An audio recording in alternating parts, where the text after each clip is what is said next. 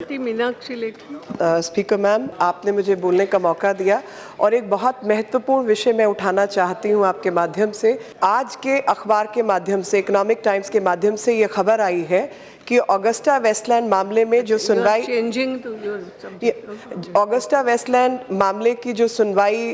Italy के court में हो रही थी, उन्होंने बहुत बुरी तरीके से उस समय की सरकार को लताड़ा है और ये भी कहा है कि किस प्रकार से रक्षा मंत्रालय को जो निवेदन भेजे गए और उन निवेदनों के माध्यम से कहा गया कि आप पूरे दस्तावेज भेजिए। तो 2013 में निवेदन भेजा गया था, लेकिन 2014 तक वो दस्तावेज नहीं पहुंचे और 2014 में मात्र 3 डॉक्यूमेंट्स उनको भेजे गए। और साथ ही उन्होंने ये भी कहा कि जो जेल के अंदर ऑर्सी नाम के व्यक्ति जो कि हेड थे ऑगस्टा वेस्टलैंड के, वो जेल में थे और उन्होंने एक संदेश दिया अपने हाथ से लिखे हुए खत के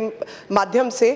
कि उस समय के जो प्रधानमंत्री हैं मारियो मोंटी, उनको और टेरेसिनो को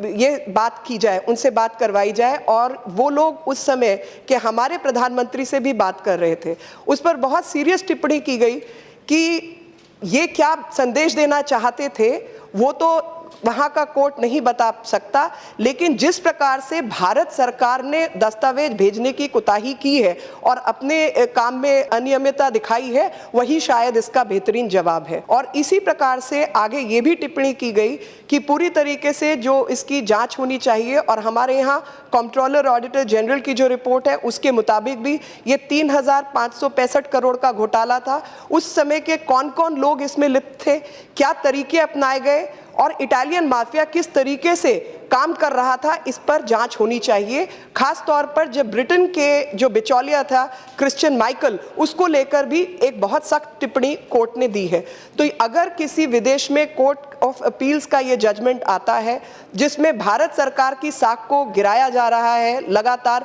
कुछ सरकारी कामों के जरिए, तो मैं आपके माध्यम से सरकार को ये अनुरोध करना चाहती हूँ कि इस मामले की पूरी तरीके से जांच होनी चाहिए और खास तौर पे रक्षा मंत्रालय और रक्षा मंत्री जी के द्वारा इस संसद के अंदर पूरा इस पर जांच का